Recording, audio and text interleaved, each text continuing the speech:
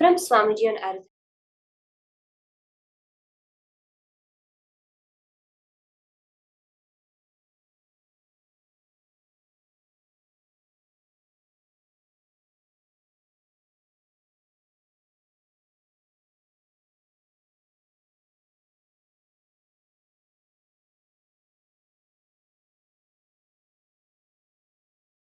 The social concepts and definitions of gender, gender related issues,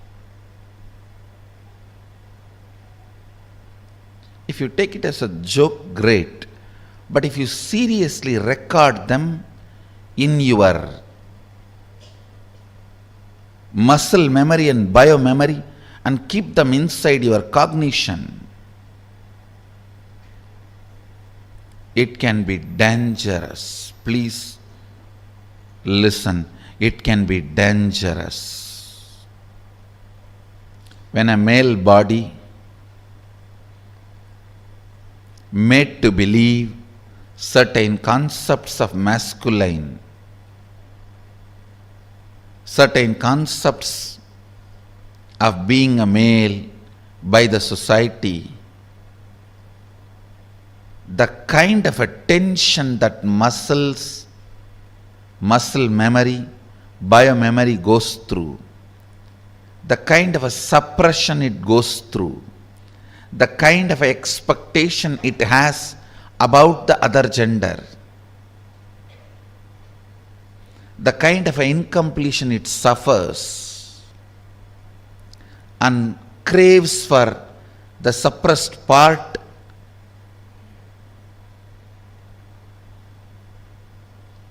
is hell.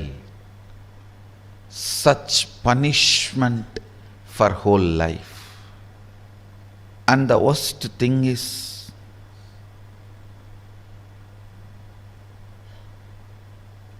whatever you suppressed in you, declaring yourself as the male and avoiding anything other than so-called male, you will be searching for it in some other muscles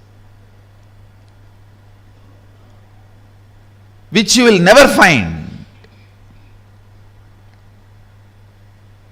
Which you will never find. And this seeking goes on, tortures the person who is living with you, who has committed their life to you. It is like you torture the other person. The other person, she has her own suppressions. She is also product of the society. Unenlightened resources. She has suppressed tons of things in the name of she being a female. So all that she is searching in your muscles.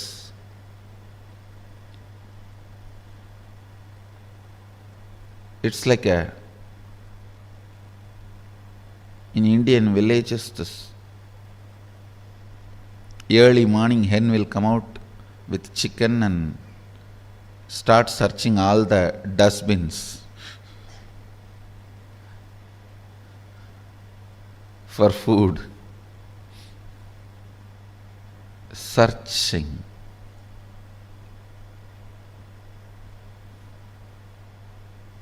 Searching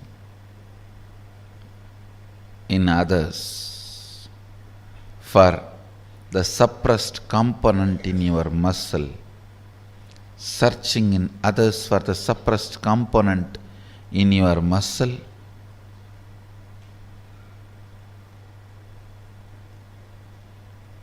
is the most frustrating thing that can happen to anybody in life. Even if you are a potato couch, because you did trial and error on yourself,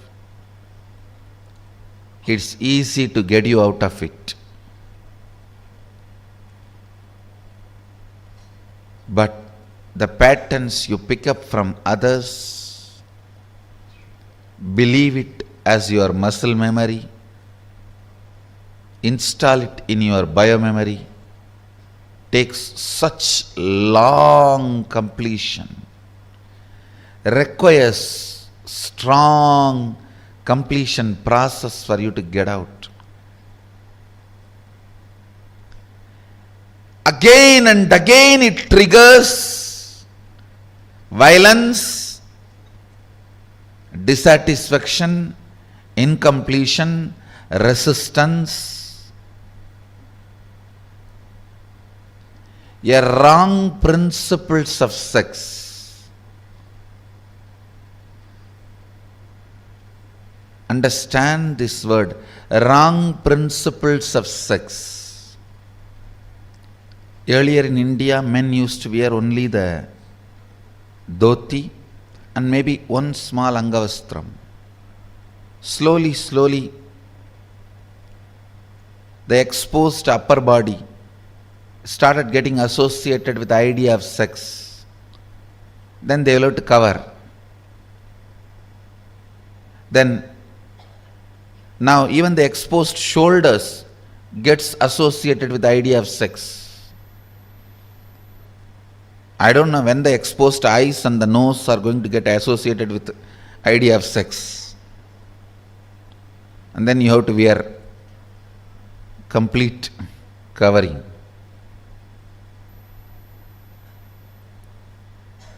Understand various parts of body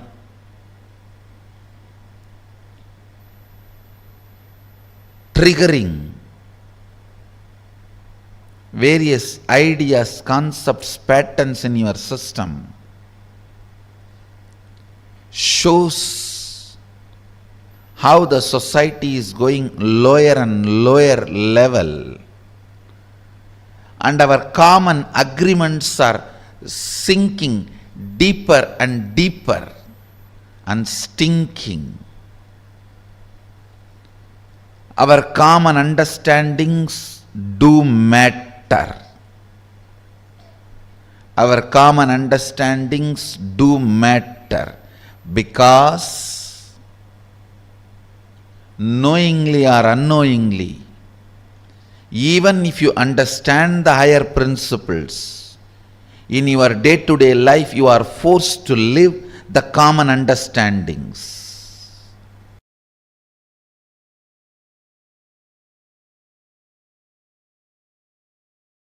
Ardhanareeshwara is the ultimate symbol of the completion of the gender identity. Liberation from gender crisis. It's a beautiful form Paramashiva takes to show the completion of the gender identity.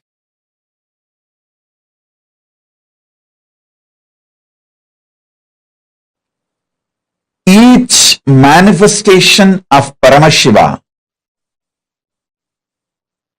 is one of the dimension which includes whole Paramashiva. Listen, Ardhanareeshwara does not mean he is only Ardhanareeshwara. Ardhanareeshwara is the manifestation of complete Paramashiva. You should know that. Even if you achieve any one manifestation, you achieve Paramashiva. If you achieve Nataraja, you achieve Paramashiva. If you achieve Lingarupa, you achieve Paramashiva. You achieve Kalabhairava, you achieve Paramashiva. You achieve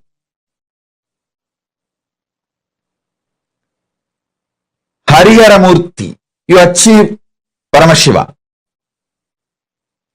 You achieve any one form of the 64 manifestation, you achieve Paramashiva.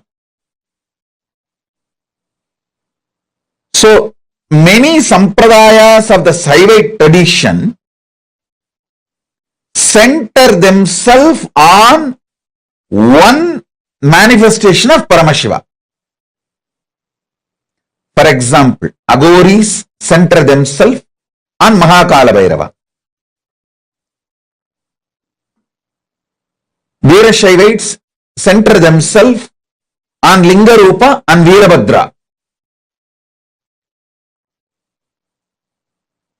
Each Sampradaya centers themselves on one form of Paramashiva. Tantra Sampradaya centers itself on Ardhanareeshwara. So understand, when I give these basic principles, the foundation principles of Tantra Sampradaya, and when you start living it, manifesting it, you achieve Ardhanareeshwara directly, and Ardhanareeshwara is Paramashiva himself.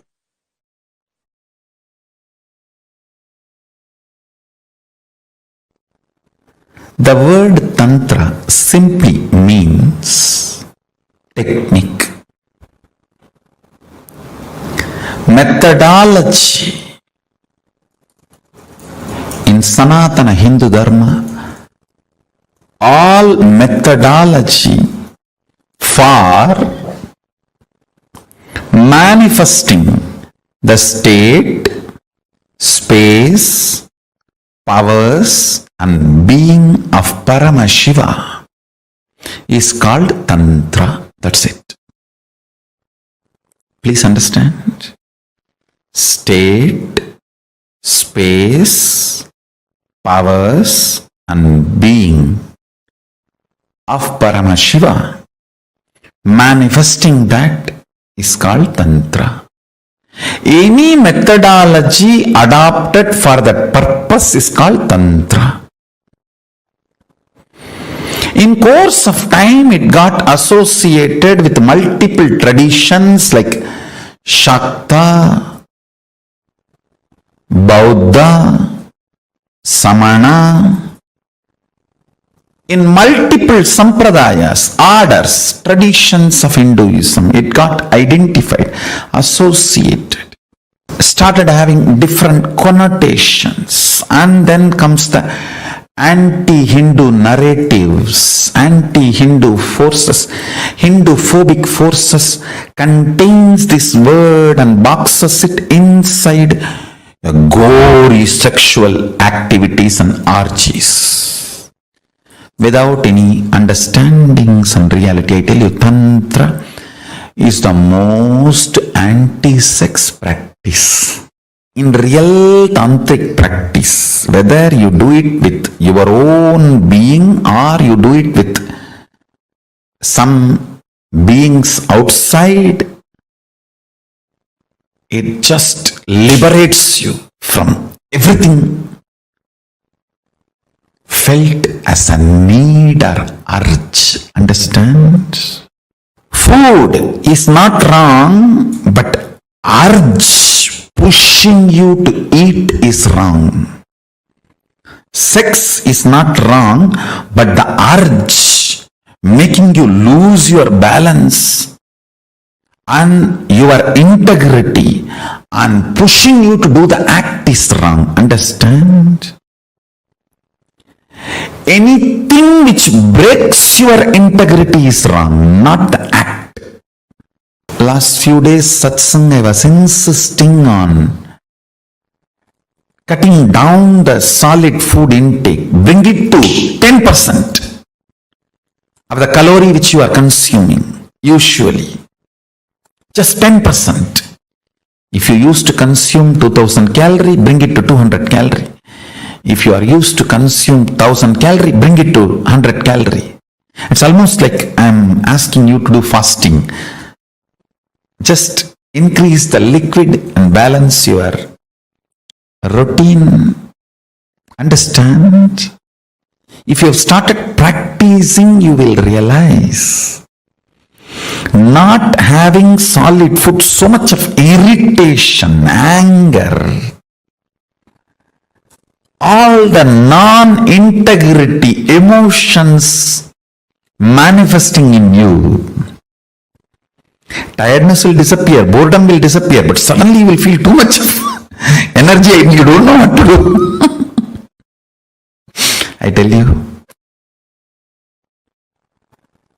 eating is not wrong, but the urge pushing you to eat is wrong. And sex is not wrong. The urge which makes you lose your integrity for sex is wrong. Tantra works on completion, making you manifest the state, space, powers and being of Paramashiva. Listen carefully. Multiple, various techniques to experience the state of Paramashiva, like unclutching, completion, to experience the space of Paramashiva, like integrity, authenticity, responsibility, enriching, causing, to experience the powers of Paramashiva, oneness, initiation, Aushada, Mani, Mantra, Aushada, to manifest the being of Paramashiva, Diksha, ultimate initiation, communion, oneness with Guru, who is embodiment of Paramashiva, makes you manifest the being of Paramashiva. All these various levels, multiple techniques are adopted, methodologies are adopted. All of them are basically called as Tantra. Understand, Tantra is the most anti-sex, most anti-sex tradition. If you believe, if you are told Tantra is the sexual tradition, you are cheated. Be very clear, you are cheated.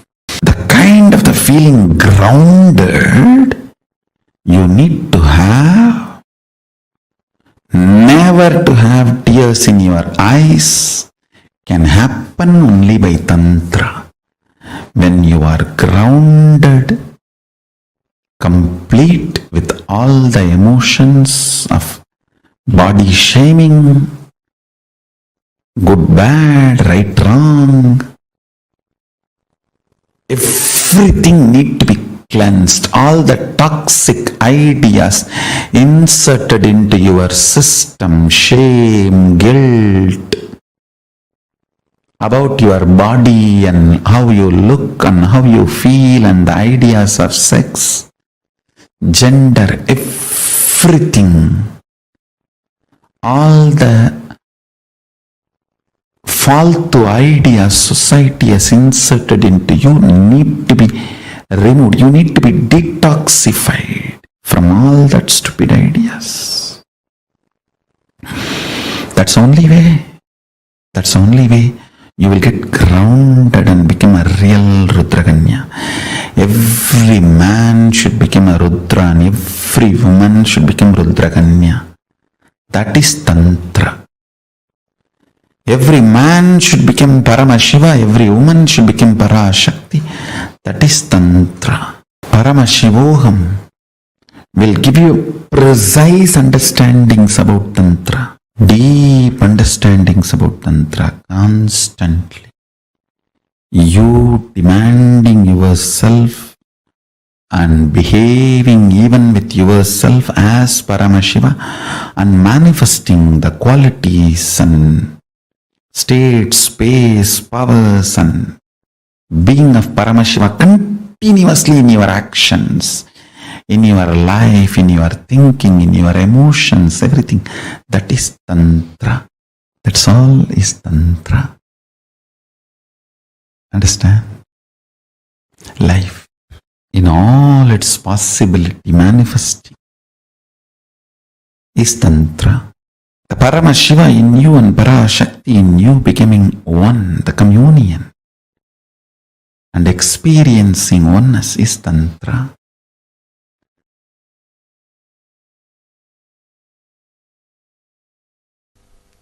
A very powerful incident happened in my life.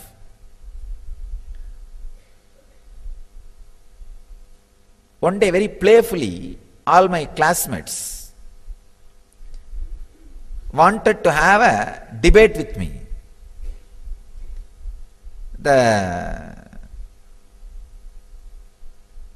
Some questions they asked about Ganesha.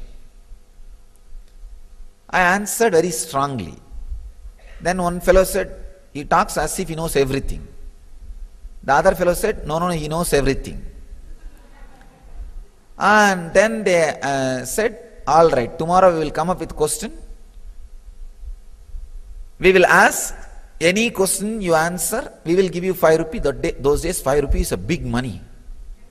And any question I am not able to answer, I have to give 5 rupees. Some 10 boys gathered. I went to Kuppammal. She told me, go and attend, nothing to be afraid, go and do it. Somehow I had the confidence. And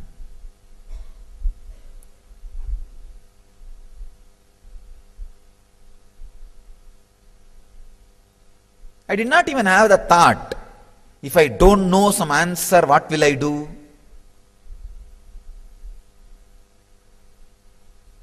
Anyhow, I went and they started putting all kinds of questions, went on and on and on. I was answering. Suddenly one very tricky question came. See, in Tiruvannamalai, there is a small temple on the Pearl Hill, means Pavalakundru, on that there is a small temple. The whole city believes the temple as a Subramanya temple because only for Subramanya's function people will go there and have darshan and come. And always on the top of the hill only Subramanya's temple will be there in Tamil Nadu. They just asked me one question. That temple they celebrate the Subramanya celebration. Is it Subramanya's temple? Whole village and the whole, everybody knows it is only Subramanya temple. Before answering, I just looked in. I saw very clearly the point which I call as balance. If you just put a rod between your ears and a rod through your third eye, where the two rods meet, that point is called balance. I saw very clearly that balance opening up and the information getting downloaded. No, it is not Subramanya temple, it is Ardhanareeshwara's temple. Subramanya's shrine is also there, but the main deity is Ardhanareeshwara. And I tell you honestly, never that information was fed into me through eyes or through ears, because I had never been inside the temple's Garbha Mandir before, or never I heard from somebody it is Ardhanareeshwara's temple. Never ever the information was fed to me through eyes or through ears. If you open the channel of receiving the information where the eyes and ears meet, that is what I call internet connection. The balance, the sixth sense. If the balance has access to information, it is internet connection.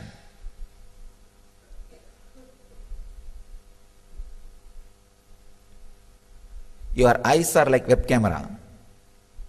Your ears are like speaker in the computer. You all know only how to use the eyes and ears and the keyboard. You miss the internet connection. By nature, you have the internet connection in you all. Just because you are breathing, you have internet connection.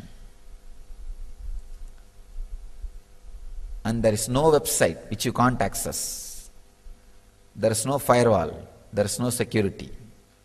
You can access anything without getting corrupt or without getting infected by virus. Any information can be accessed and handled. I saw very clearly that information being happening, and I responded. One boy who was there, he got really frightened Because any normal person goes to the temple, usually the temple will be open only during some celebration. During that celebration time, always the Subramanya will be kept in the front. So nobody will have the access to the Garbha Mandir to go and even have a look of the original deity. You are shocked. And I saw really that fellow got shaken so much. He never thought I'll know such a intricate information, fact, such deep fact, because he's from a Brahmin family who does puja of the temple. So he thought, except his family, nobody knows it is a Ardhanareeshwara temple. And actually itself nobody knows. Even now in the village, in the city, it is considered only as a Subramanya temple. He said, how do you know? Only we people who enter the Garbha Mandir know. It's Ardhanareeshwara. It's not Subramanya. I said, Arey, you enter Garbha Mandir every day and come out. I am inside Garbha Mandir.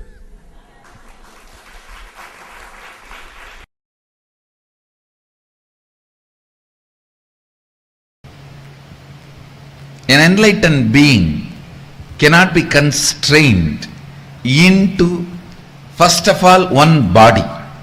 Forget about constraining me into one gender. In Vedic tradition, we call enlightened beings as transcendental gender, not transgender. Transcendental gender.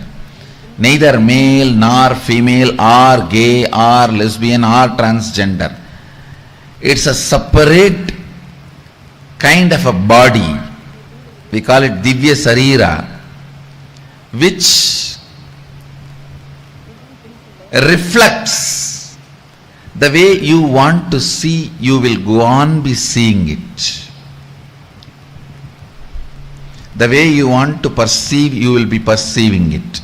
The way you want to enjoy, you will be enjoying it. So it is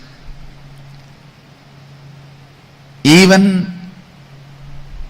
in language, words, Sanskrit gives exemption from all the grammar, rules, everything to enlightened beings. The Sanskrit grammarian, he says, enlightened beings are trying to express something which can never be expressed through words. So they are exempted from all grammar rules, everything. It is called Arsha Prayoga.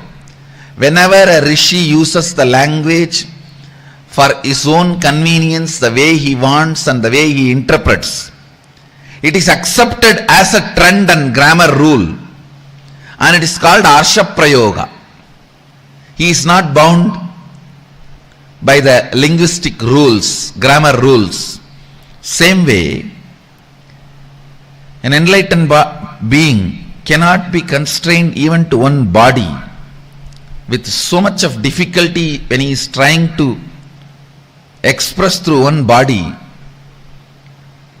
You can never be able to constrain him to one gender.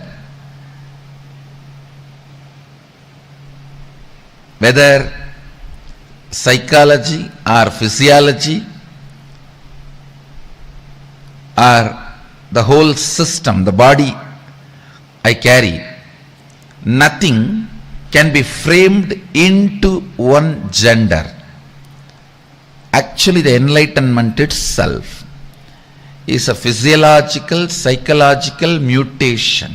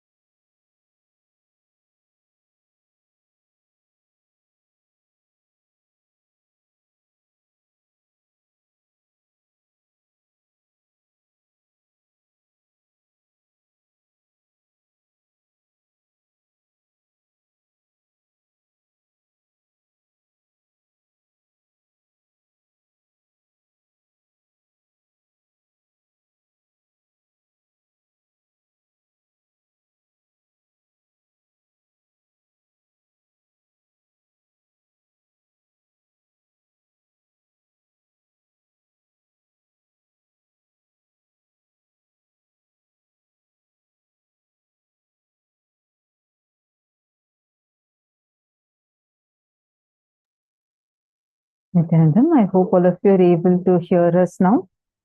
Sorry for the technical glitch. We have faced a small technical glitch. Yes. Nithyanandam, so beautifully Swamiji had explained to us about Ardhanareeshwara, the ultimate gender of Ardhanareeshwara, and how he is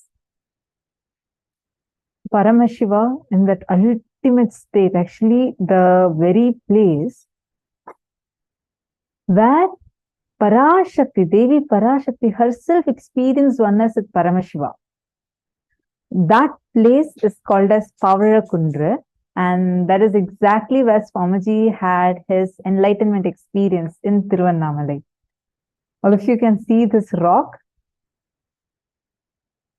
the Pavarakundra. This is the exact spot where Devi Parashakti had her experience of oneness.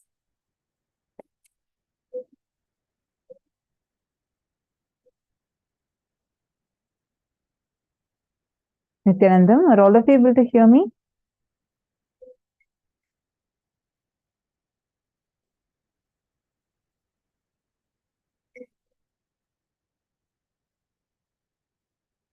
Okay, wonderful.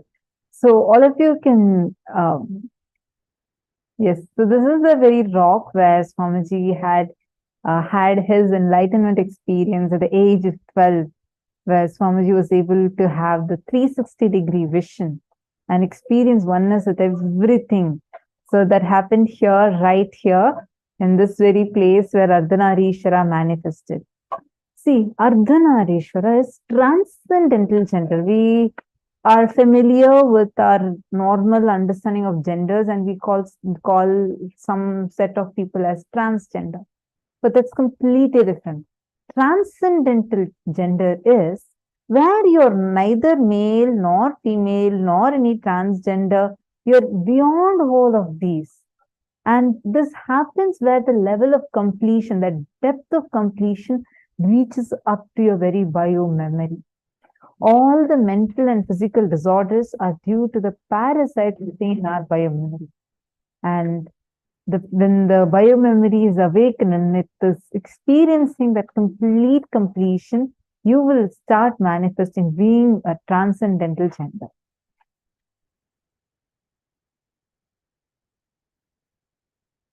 Nature of Ardhanareeshwara is where, like, Ardhanareeshwara is beyond the male or female. It's the completion of both.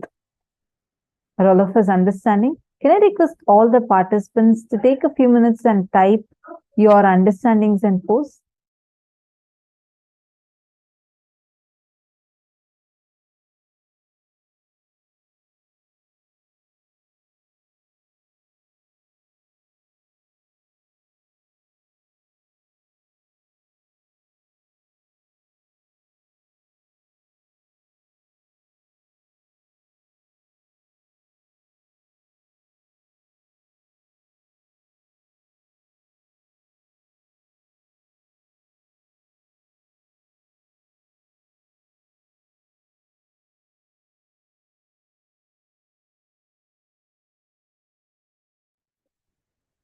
Please take a few minutes and type what all you have understood about Ardhanareeshwara. Come on.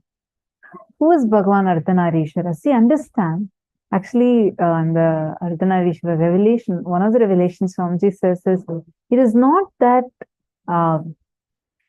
see, at Parashakti, experiencing oneness with Paramashiva is where Paramashiva enters into Parashakti and radiates as Ardhanareeshwara. That is what is this place in Tiruvannamalai. There's once more where Paramashiva, where Paramashiva gives half of his own form to Parashakti. And there's one more where Paramashiva merges into Parashakti and manifests as Ardhanareeshwara. So that is the second is the form that we all are seeing here in Tiruvannamalai. That's the very spot where it manifested. And why we are learning about Ardhanareeshwara? See, understand, all of us have certain amount of male component in us and certain amount of female component in us. The problem is actually about almost 10 years before, Swamiji said, in the next 5-6 years, the biggest problem humanity is going to be facing will be gender identity issues. No one understood, and Swamiji told us in 2012, 2013, people didn't quite understand. But today we are seeing this gender identity related issues. It's like, for many, it has become like such a crucial issue. Parents are worried about their children, and many children feel their parents don't understand them, and it has become more of a political subject, and people feel the whole world seems to be divided into either for LGBTQ or against LGBTQ, but gender is not about that. It is about identifying you and getting into completion with you. When you manifest Ardhanareeshwara, the suppressed parts in you would get completed. How many of you are understanding this one line? Every one of us do carry. Like, for example, if you are a female, you do carry 49% male and 51% female in you. Same thing applies in every level. In every level, you carry certain amount of male component, certain amount of female component inside of you. The problem is, there are many parts that are suppressed inside of us. And we try to look for that, to complete that.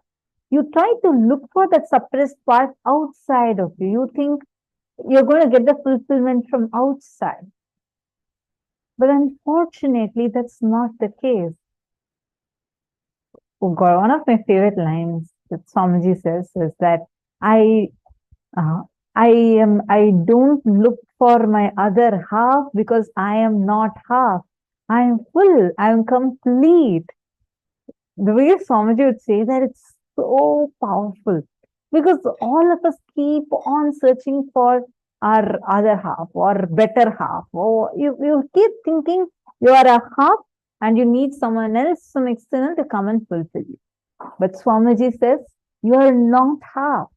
You're full, you're complete. The completion you're looking for, the fulfillment you're looking for, is not lying outside. It's not with someone else. It's with you. And experience that completion within you. You need to look at that suppressed part that you are suppressing inside of you. You would not be able to get that from outside. How many of you are understanding about this? How many of you are getting this? How many of you are feeling like, yes, this is clicking with me?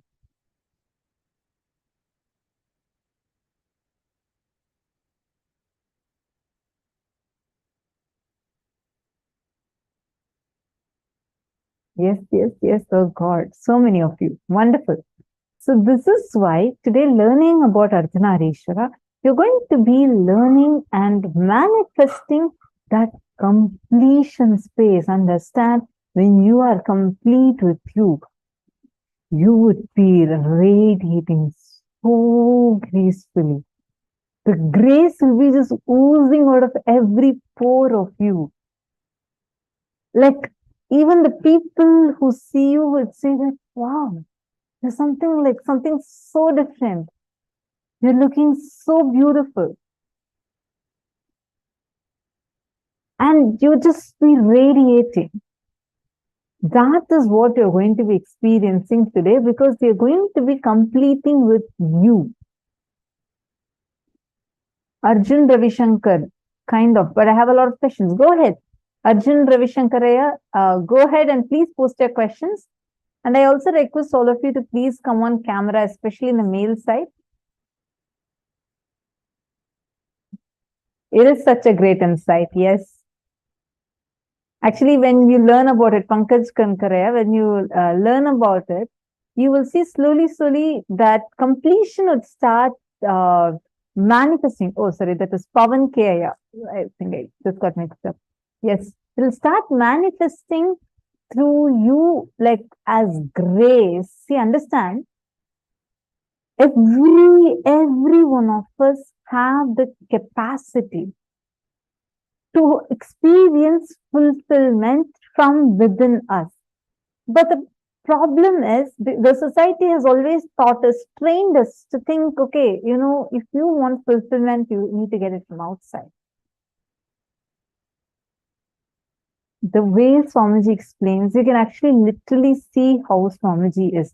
Like, actually, in the whole world, it is only Swamiji's life which is the most publicly recorded life, publicly available life. Like every day of Swamiji's is chronicled. Like you can get pictures almost every single day of Swamiji's life, what activities Swamiji is doing, what all Swamiji is doing. And Swamiji will be sitting, for those who have met Swamiji physically, and if you have had the blessing to live around Swamiji, you definitely know what I'm talking about, because the way how Swamiji would be living, right? He'd be just sitting in the courtyard. All of us, Gurukul kids, Adi Navasis, and program participants, everyone will be sitting around Swamiji. Swamiji will be sitting there and sipping a cup of coffee, just sitting in his swing, initiating us, being so blissful. And the way how Swamiji would be, like there is nothing from external that can take away that bliss nor add any extra bliss. You just be blissful. Many times he will even enter into samadhi just sitting in a swing, and all of us would be sitting around Swamiji. Like we'll have like about easily 100 people, almost more than that, sitting. How much ever could fit into the courtyard, everyone would be coming and sitting and doing the power manifestation. And some people will be coming and having their lunch over there. And Swamiji will be sitting like whole day and night. Swamiji will be in front of all of us. Each one of us might go and come back, or he'll just be there singing in his swing and just being so available to us, so blissful. Because there is nothing you will actually see. Just when you see, you will know there's nothing that can take away that bliss from him, because it's manifesting from within, so powerfully manifesting. If we don't need other, okay, I have a question from Arjuna. Yeah? If we don't need other gender, then what about creating progeny and children? If everyone in the world thinks I don't need a partner for fulfillment or satisfaction, then how would the world continue? Very, very beautiful question. First thing, not having the necessity for fulfillment through another body does not mean that you should not have children. Listen carefully. Swamiji is only saying you should be established in so much of completion with you, so that when you enter into a relationship, it will be a relationship. Otherwise, it will be a situationship. It will not be a relationship, which is why right now, because in everybody's mind, see, in a married couple are sitting in a room, there are not just two people, there are four people, because one, the husband is there, and husband's imagination of the wife and the wife's imagination of the husband. We always carry a image of a perfect person, of how we need, and we have our own either fantasies or like expectations of how we want our other half to be. And we think that, okay, only that is going to give me the fulfillment. And you go on trying to fit the other person into that frame. And the other person also keeps continuing to do the same, which is why we end up in conflicts, especially given that the movies and social media, all of these keep feeding that into you. more and more. You keep picking the ideas. Okay, so this is how I should look. This is how my wife should look. This is how we should be. These are the couple goals. See, all these things induce a certain idea inside of you. And then based on that, based on the movies, based on the social media, you project that. And you start judging the other person, judging your relationship, judging yourself based upon that. And when you enter into a relationship, you start many times you do a lot of deep insecurity. And all of these things are not really going to give you the fulfillment. They may give you agitational gratification, but never the real fulfillment. At that few moments, you might feel gratified, but not fulfilled. Because the real fulfillment will happen only when you are in completion. When you're in completion, the whole relationship, both of you would be sitting together to manifest Paramashiva through you. That is Tantra, where you decide and you and your partner sit together, both of you decide to enter into the space of completion and decide together to manifest Paramashiva through you and manifest that ultimate space. Understand that is what is manifesting Tantra, where you can have how many ever number of children that you want. In fact, Swamiji says you should, every Hindu, living, practicing Hindu should give birth to at least 10 children. Only then Hinduism can flourish more, and give at least 5 to Kailasa, let them grow up in Gurukul. So it is not against you giving birth to children, but it is against you going into your act without establishing yourself in the space of completion, which will lead to further incompletion. Are you understanding here? It's something very, very important for us to cognize and understand. There's already too many connotations, like false ideas and loaded information put about this inside us. Movies give us a lot of things. And the kind of way the society treats this.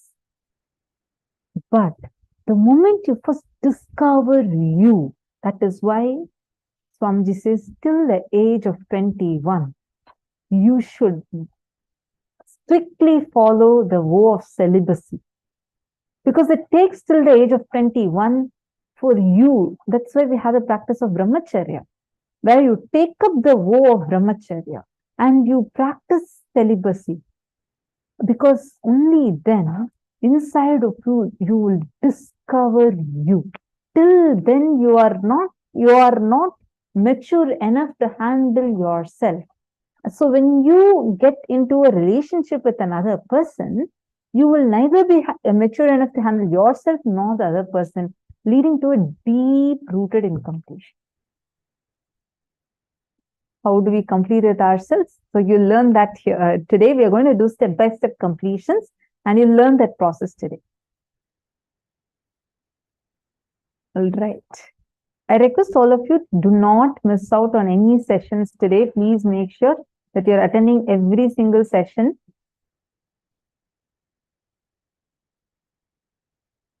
All right. So now let's enter into power manifestation. Are all of us ready? Any other questions? You all can post it in the chat.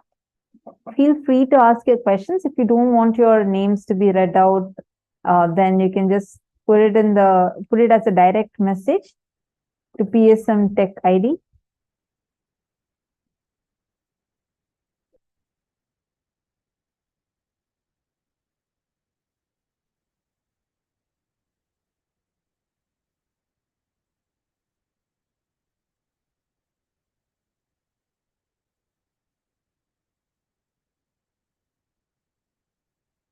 Ma Jessica Martin, I just want to tell you, you can go quickly finish your puja now and come back, because I don't want you to miss out on the next session.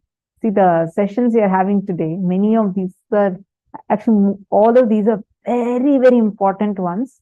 And even one session, if you miss, you're missing out on a huge chunk. and you won't be able to cognize it at the same depth otherwise. So I see you're very sincere, so I don't want you to miss it. You can go quickly finish your puja now and come back.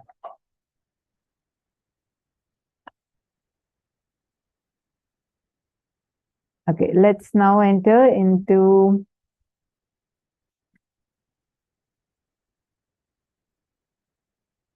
our manifestation. Once again, you're going to be doing this live location, spotting the live location of a person. It's actually a very easy power. Now, all you got to do is connect with any of your friends, and you're going to be first taking the mirror, apply the Aushadha on the mirror, connect to Swamiji, and you'll actually have Swamiji's darshan as Paramashiva on the mirror. Please start the process now. And once you have the darshan of Swamiji as Paramashiva, then only after you see, then you can start, and you'll actually start seeing the person, where that person is located, very clearly on the mirror itself. Please start, connect with the partner and start now.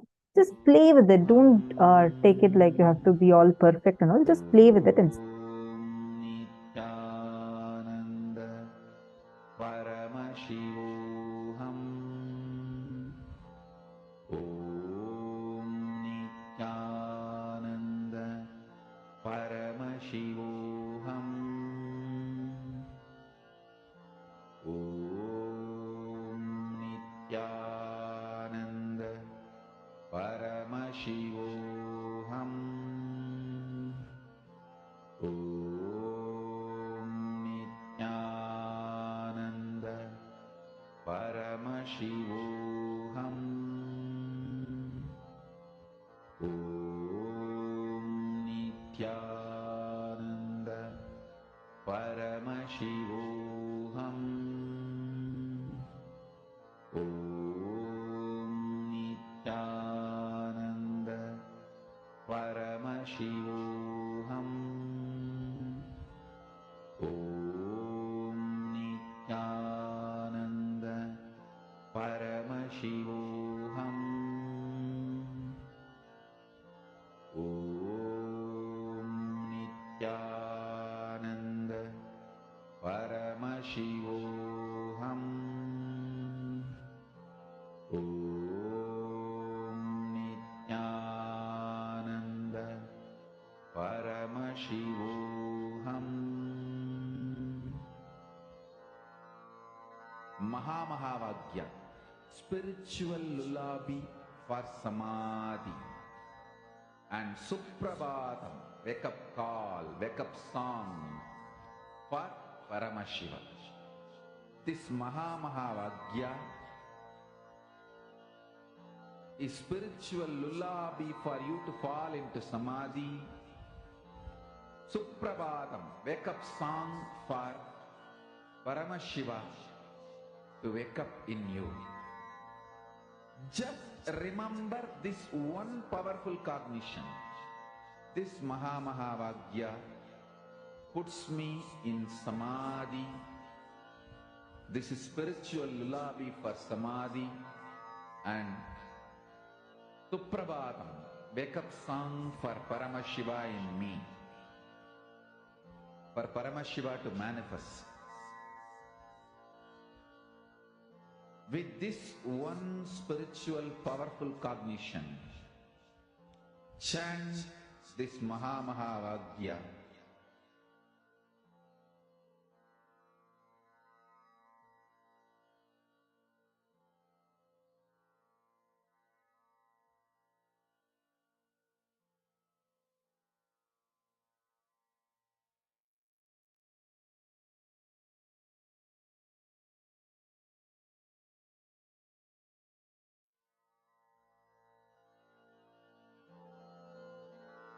Mahamahavaagya, spiritual lullaby for Samadhi, and Suprabhatam, wake up call, wake up song for Paramashiva.